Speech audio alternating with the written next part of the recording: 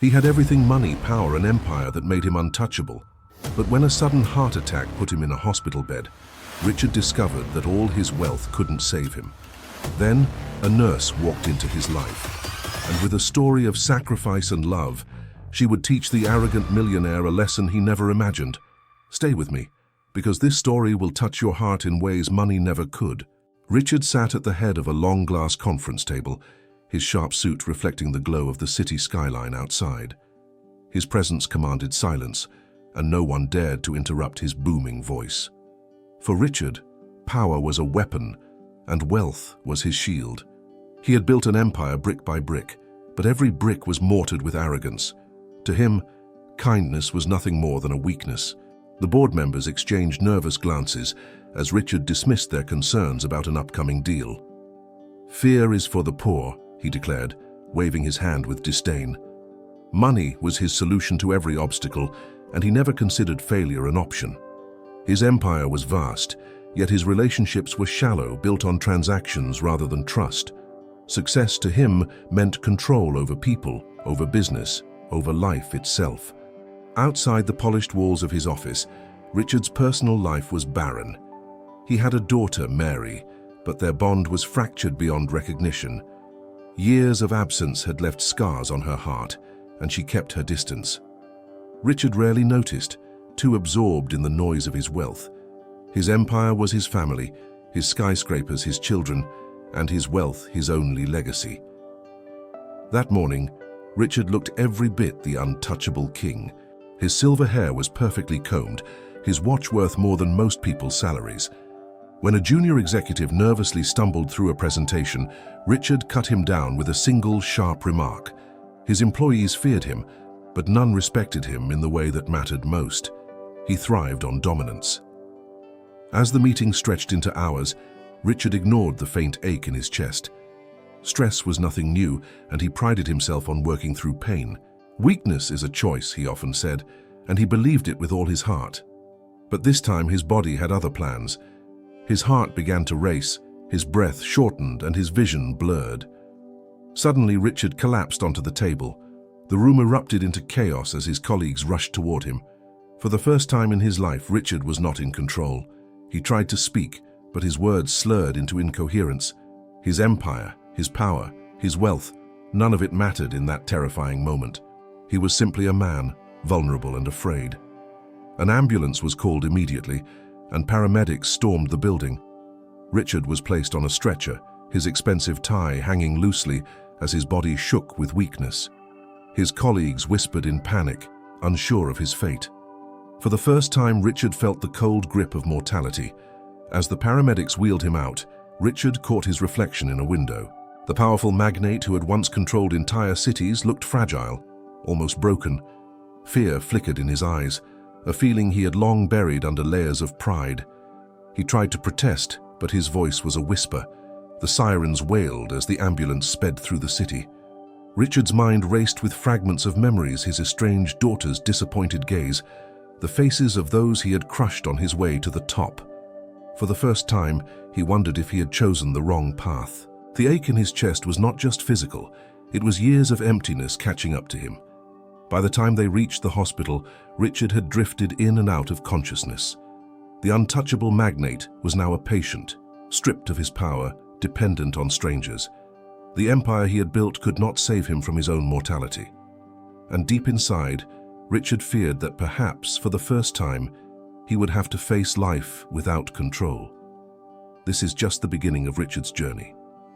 If you want to see how an arrogant millionaire's life can change forever, make sure to subscribe now and stay with us for the next chapter of this emotional story. The bright fluorescent lights of the hospital greeted Richard as he was rushed into the emergency room.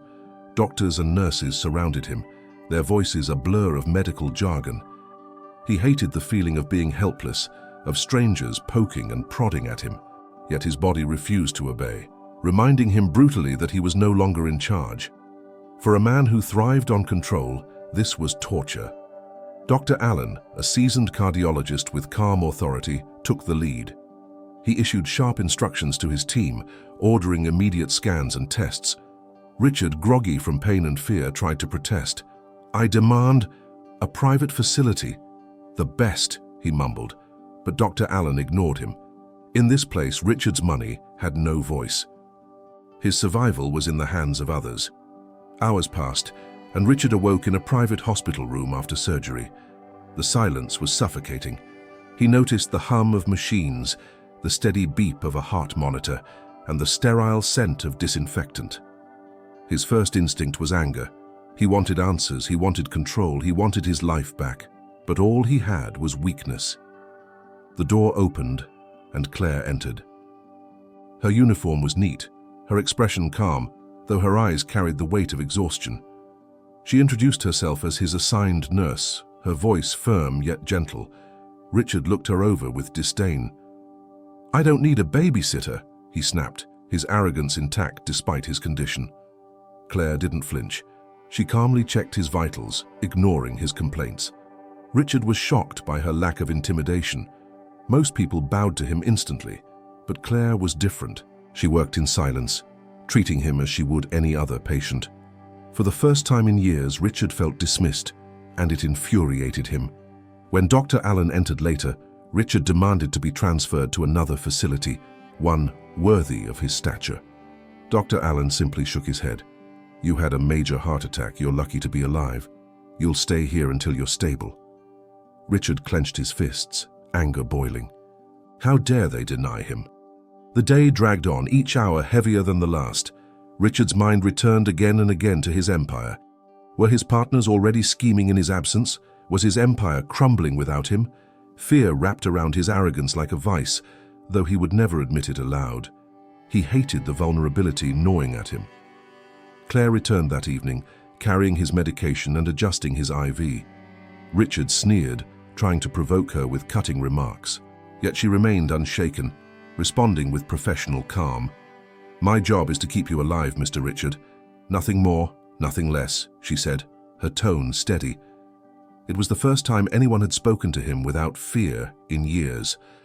Lying in bed, Richard stared at the ceiling, his pride clashing with the reality of his condition.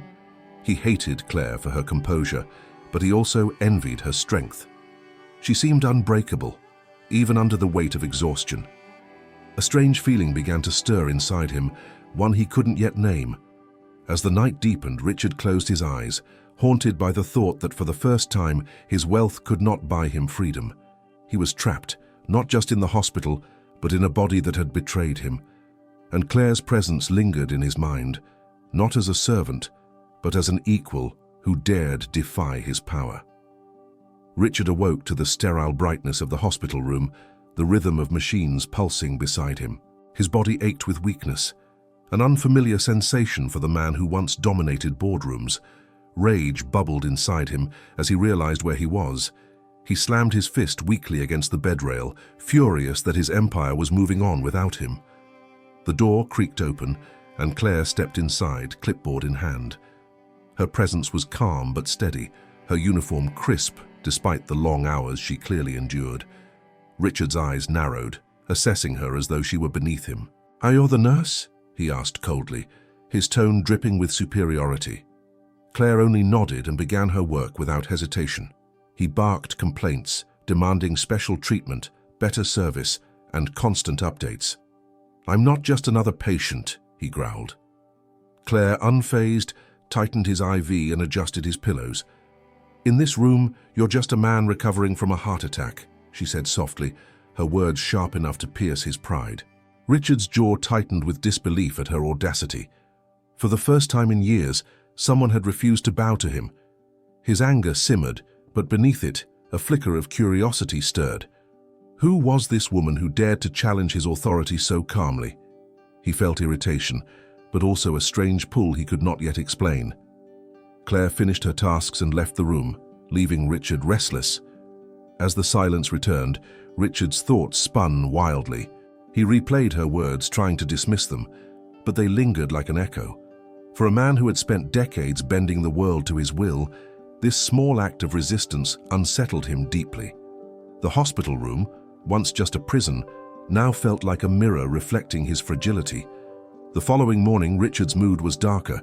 He demanded a new nurse, convinced Claire was deliberately provoking him. Yet when Dr. Allen entered, he refused the request. "Claire is one of the best. If you want to recover, you'll listen to her." The dismissal stung Richard, who wasn't accustomed to being denied. His pride flared hotter. Claire returned soon after, carrying his morning medication. She moved with quiet determination, her steps measured and unhurried. Richard sneered, determined to break her composure. "Do you know who I am?" Without missing a beat, she replied, "And yet money couldn't stop your heart from failing, could it?" The words struck like lightning. For a moment, but as the day wore on, Richard found himself watching her more closely. She wasn't submissive nor disrespectful, only firm, grounded and strangely dignified. He noticed the weariness in her eyes, the fatigue in her movements, and yet she never faltered in her duties. Something about her quiet strength gnawed at him, eroding the walls he had built. By nightfall, Richard realized he was thinking more about Claire than about his empire. Her words echoed in his mind, stripping away the illusion of invincibility he had always clung to. Though he would never admit it aloud, he was rattled. For the first time, the mighty magnate felt small, and Claire was the mirror reflecting his weakness.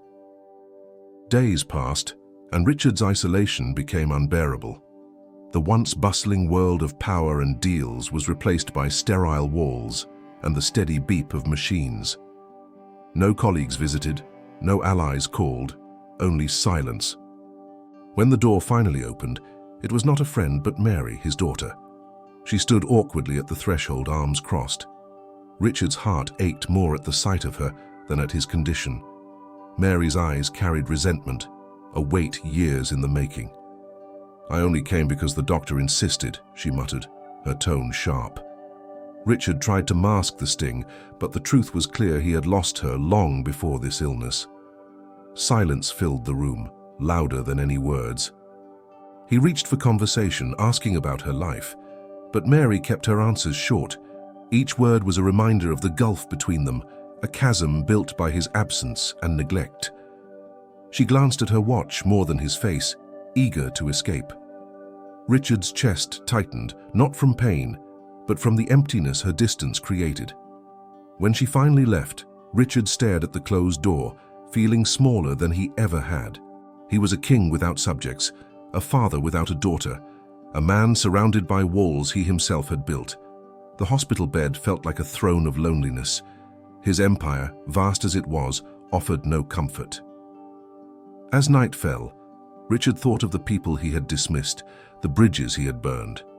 He wondered if this was his legacy: wealth without love, power without meaning. For the first time, the mighty magnate felt the true cost of his choices.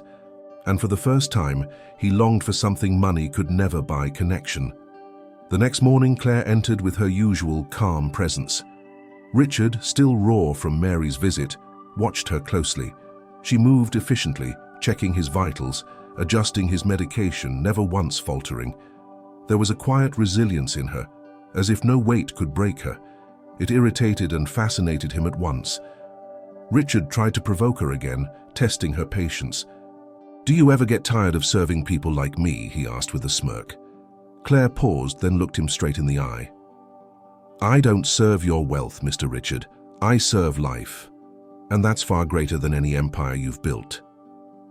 Her words landed heavier than he expected. He studied her, noticing the subtle signs of exhaustion, dark circles under her eyes, the stiffness in her shoulders. Yet, her focus never wavered, her duty carried out with dignity. Unlike the employees who feared him, Claire stood unshaken, rooted in something deeper than money. For Richard, this was a kind of power he had never understood. That evening, when she returned to check on him, Richard surprised himself by asking, "Don't you ever think of giving up?" Claire smiled faintly, her eyes shadowed by tiredness. "Every day," she admitted. "But I remember why I started, and that keeps me moving." Her honesty left him unsettled, yet strangely inspired. Lying awake that night, Richard realized he had underestimated her. She was not simply a nurse, she was a fighter, carrying burdens he could not imagine. And for the first time, he envied someone not for their wealth, but for their strength. Claire's quiet resilience had planted a seed in him, one that would not stop growing. Late one night, Richard found himself unable to sleep. The steady hum of machines was a cruel reminder of his fragile state. When Claire entered to check on him, he caught a glimpse of the exhaustion etched on her face. Yet despite the fatigue, her hands moved steadily, her voice calm. He felt a pang of something unfamiliar respect. He asked her, almost against his own will, about her life outside the hospital. Claire hesitated, then admitted she worked double shifts to support her sick mother and her young son. Her words were simple, but they carried the weight of sacrifice. Richard listened quietly, for once without a biting remark. Something inside him shifted, though he fought to deny it. Her resilience unsettled him. How could someone with so little carry herself with such dignity? Richard realized he had spent his entire life chasing power, yet this woman radiated a strength he could never buy. He turned his head away, ashamed of the comparison. For the first time, he felt cracks in the armor he had built for decades. Claire noticed his silence but didn't press him. She finished her work and left, the echo of her footsteps lingering in the sterile room. Richard lay awake, her words replaying in his mind. Her life was filled with hardships, yet she moved forward without complaint. In contrast, his empire suddenly seemed hollow, built on emptiness. As dawn approached, Richard closed his eyes, but sleep never came. Instead, he wrestled with questions he had long buried. Was wealth truly power, or was it simply a mask to hide his own fears? Claire's quiet strength had exposed a truth he wasn't ready to face, that perhaps he had been weak all along. The following day, Richard drifted into uneasy sleep, plagued by dreams of his past. He saw boardrooms where he crushed competitors, deals sealed with cold precision, and faces of those he had discarded without a second thought. Each memory was a reminder of the man he had chosen to be powerful, yet profoundly alone. Among the visions, Mary's face appeared. Her childhood laughter faded into teenage resentment, then into the distant woman who barely spoke to him now. The regret pierced deeper than any pain in his chest.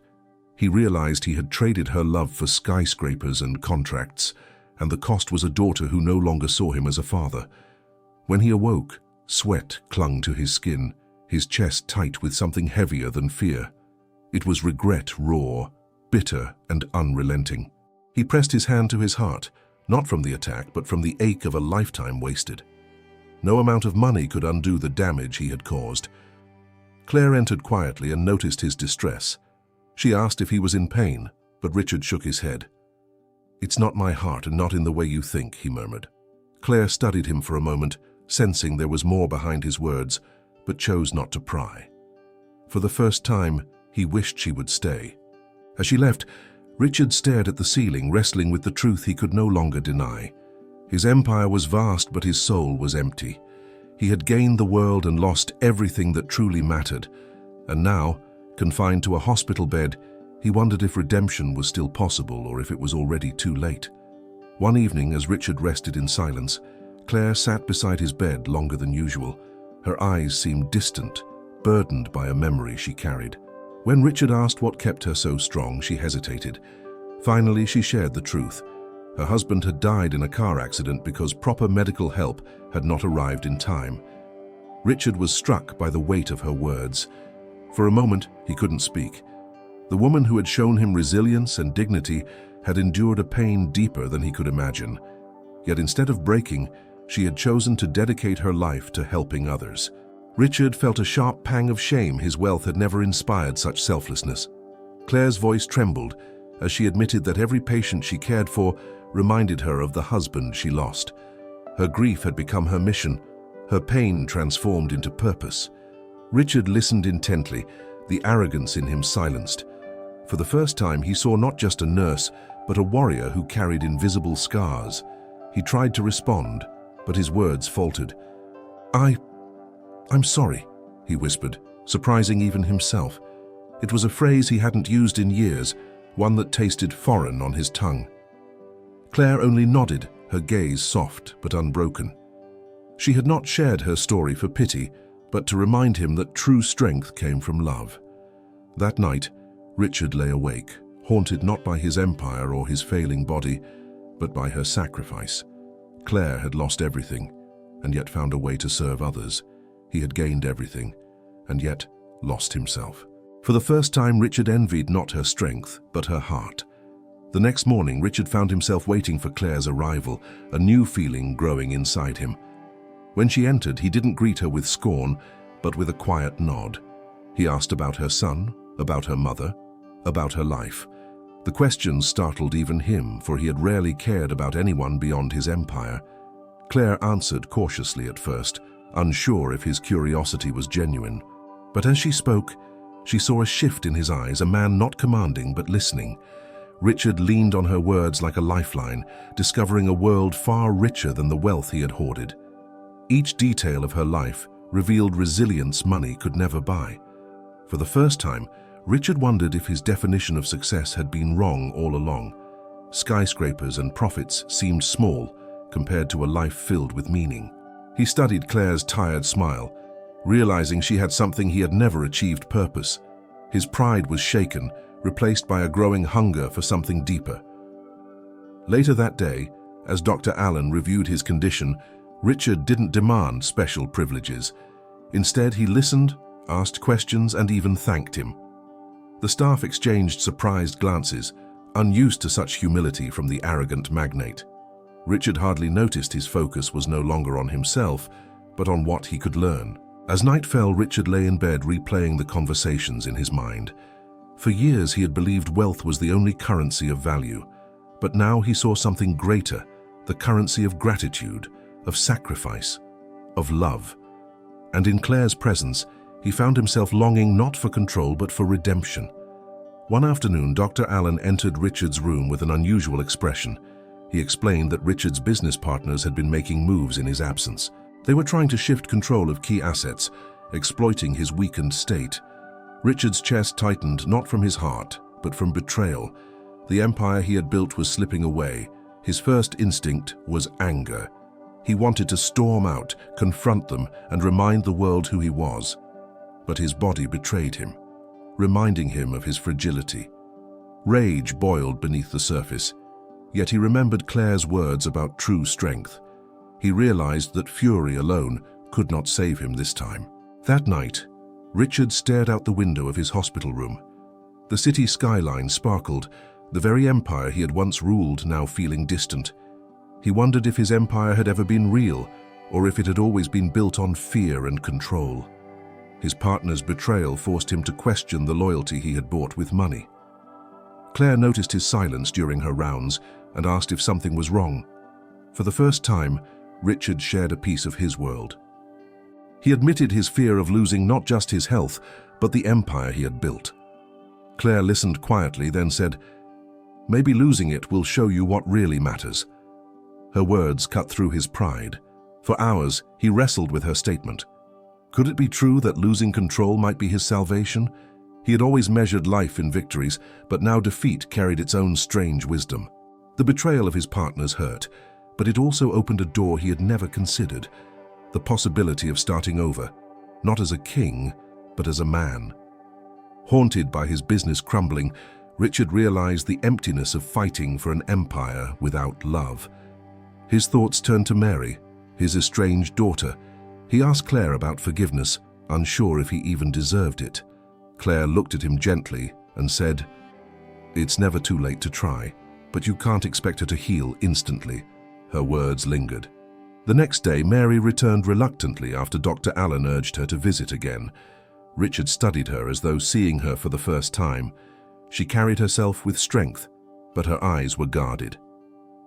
"I know I wasn't the father you needed," Richard admitted, his voice low. Mary's silence felt heavier than words, but she didn't walk away. He confessed that his empire had stolen him from her, that he had chosen skyscrapers over bedtime stories. Mary's eyes filled with tears, though her voice trembled with anger. "Do you know how many times I needed you and you weren't there?" Richard bowed his head, unable to defend himself. The truth cut deeper than any betrayal from his partners. For the first time, Richard didn't argue, didn't deflect, he listened. His silence was his apology, his regret finally finding words in his humility. Mary, torn between anger and a flicker of longing, stayed longer than she had planned. Though no forgiveness came, Her presence was a fragile thread of hope. That night, Richard felt both broken and renewed. The empire he had built was crumbling, but perhaps a new one was forming a bond with his daughter. He understood that regaining her love would take time, patience, and change. For once, Richard was willing to wait, because this was the only empire worth saving. The days blurred together, and Richard's recovery grew complicated. His body weakened unexpectedly, forcing Dr. Allen to intervene more than once.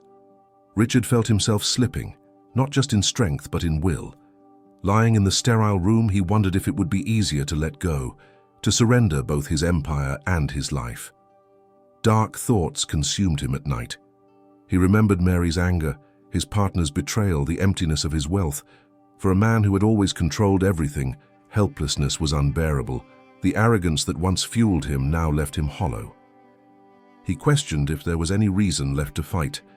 Claire found him in one of these moments, his eyes distant and defeated. She sat beside him and reminded him of her own darkest days. "I wanted to give up too," she whispered, "but life gave me a chance to turn my pain into something meaningful." Her words pierced through the despair like a small flame in the dark. Richard listened, tears welling in his eyes, tears he had not shed in decades. For once he allowed himself to be vulnerable, to admit he was afraid. Claire's steady presence reminded him that survival was not just about breathing, but about choosing to live with purpose. Her quiet strength reignited a flicker of hope inside him.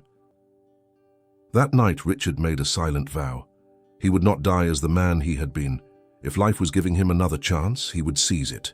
He didn't know how yet, but he knew one thing. He had to transform his wealth into something greater than himself. His breaking point had become the seed of change. The following morning, Richard asked Dr. Allen for a notepad and pen. With trembling hands, he began to sketch out an idea: hospitals and clinics funded by his fortune, accessible to those who could never afford the care he had. It was Claire's story that lit the spark. He wanted to ensure no family suffered as hers had. Claire entered to find him writing furiously. When she asked what he was doing, he told her his plan. Her eyes widened, then softened with cautious hope. "Do you mean it?" she asked, her voice quiet.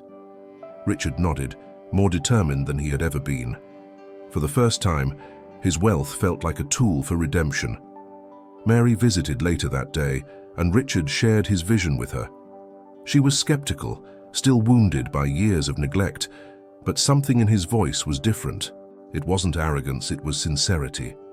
"This isn't about me anymore," he told her.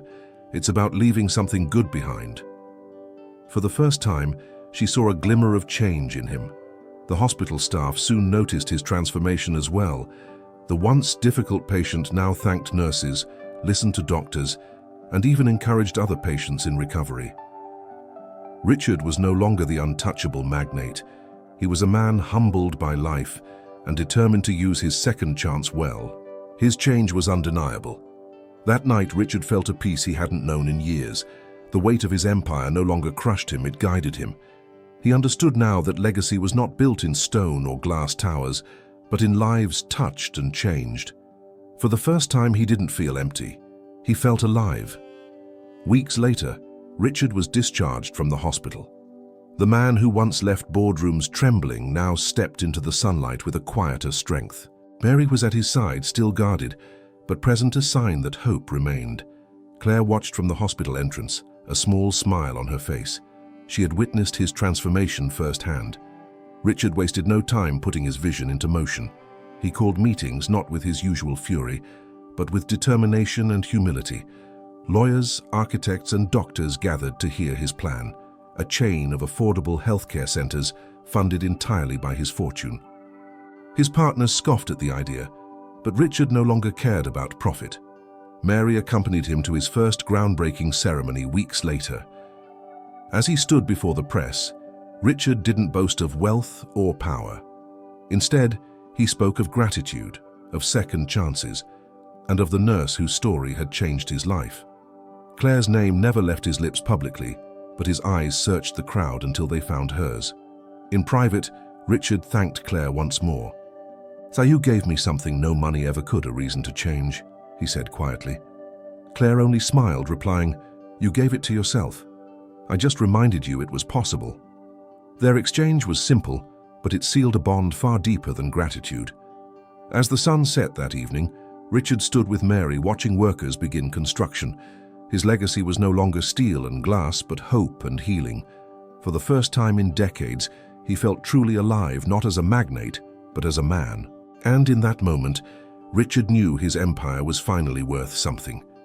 Richard entered the hospital as an arrogant millionaire, but he left as a humbled man with a new purpose: to use his wealth to heal lives instead of control them. His story reminds us that gratitude and compassion are worth more than money. Now I'd love to hear from you. What lesson touched you most in this story? Share it in the comments. And if this story moved you, don't forget to like the video, subscribe, and turn on the bell for more emotional millionaire transformations that inspire the heart.